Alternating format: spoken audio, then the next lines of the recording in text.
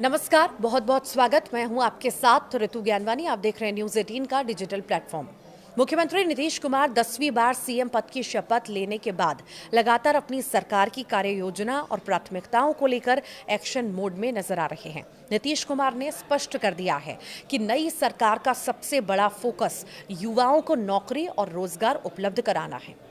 दरअसल मंगलवार को नई सरकार की पहली कैबिनेट के बाद नीतीश कुमार ने सोशल मीडिया पोस्ट शेयर करके कहा कि 7 निश्चय 2 के तहत साल 2020 से 2025 के बीच 50 लाख युवाओं को सरकारी नौकरी और रोजगार दिया गया है और अब अगले 5 सालों यानी कि 2025 से 30 में 1 करोड़ युवाओं को नौकरी और रोजगार देने का लक्ष्य तय किया गया है।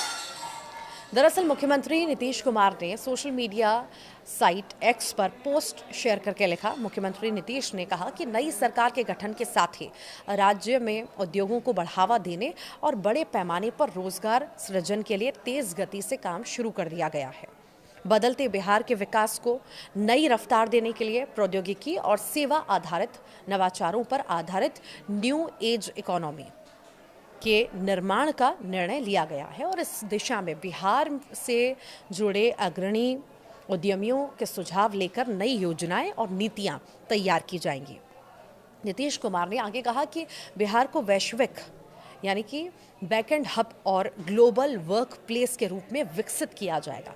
इसके लिए प्रतिष्ठित अर्थशास्त्रियों और विशेषज्ञों के सहयोग से एक विस्तृत रोड मैप तैयार किया जाएगा। उन्होंने बताया कि बिहार की आबादी में युवाओं की संख्या बहुत ज़्यादा है और यदि इस मानव संसाधन को सही दिशा मिले तो बिहार देश का सबसे तेज़ी से विकसित होने वाला राज्य बन सकता है।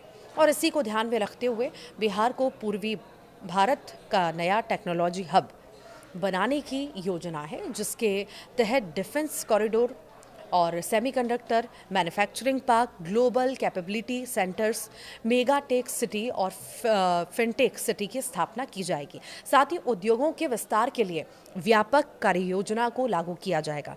मुख्यमंत्री ने कहा है कि नई चीनी मिलों की स्थापना और बंद पड़ी पुरानी मिलों को फिर से चालू करने के लिए नीति और कार्य योजना तैयार की गई है। इसके अलावा सभी बड़े शहरों को बेहतर और सुंदर बनाने के साथ साथ नई तकनीकों के उपयोग को बढ़ावा देने के लिए बिहार आर्टिफिशियल इंटेलिजेंस मिशन की स्थापना भी की जाएगी।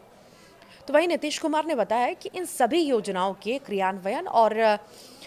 क्रियान्वयन के लिए मुख्य सचिव की अध्यक्षता में उच्च स्तरीय समिति का गठन कर दिया गया है और ये समिति राज्य में औद्योगिक विकास और युवाओं को नौकरी और रोजगार उपलब्ध कराने से संबंधित योजनाओं की निगरानी करेगी।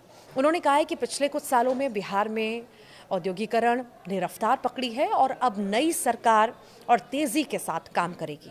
नीतीश कुमार ने कहा, राज्य में औद्योगिक विकास और युवाओं के लिए रोजगार के अवसर बढ़ाने के काम को हम लोग तेज़ी से आगे भी बढ़ा रहे हैं और जो काम हम शुरू करते हैं उसे पूरा भी करते हैं।